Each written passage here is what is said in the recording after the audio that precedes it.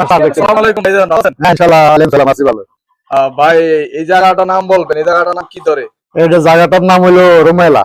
রুমেলা। হ্যাঁ। তো আপনি এই যে হাঁস চাষ করতেছেন এখানে, তো আজকে প্রায় কয়দিন যাবত আপনি এই হাঁসগুলা এখানে চাষ করতেছেন?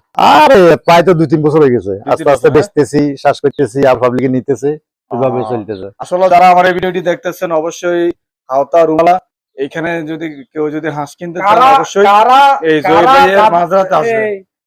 আর এখানে রাধা হাঁস আছে, দেশি হাঁস আছে, দেশি হাঁস আছে। না যারা আসবে নিবে আসবে। এখানে আছে। গাড়া ওই তীর মধ্যে জিলা, জুবিল গাড়া, ও উমরান এরা সবাই আসি সবসময় আস নিতেছে। কালকেও নিছে। এখানে সিংহাস, রাধা হাঁস এমনকি দেশি মুরগি সব আছে, দেখেন ছোট ছোট বাচ্চা আছে। রাধা হাঁসগুলো আমি দেখে আপনাদেরকে দেখাই। এবার তোমরা হাঁটো, হাঁটো, এই হাঁটো তোমরা। হ্যাঁ দেখেন রাধা হাঁসগুলো, মাশাআল্লাহ মাশাআল্লাহ। এখানে অনেক রকমের হাঁস আছে, যেমন রাধা, সিয়াস, দেশি হাঁস, মুরগি।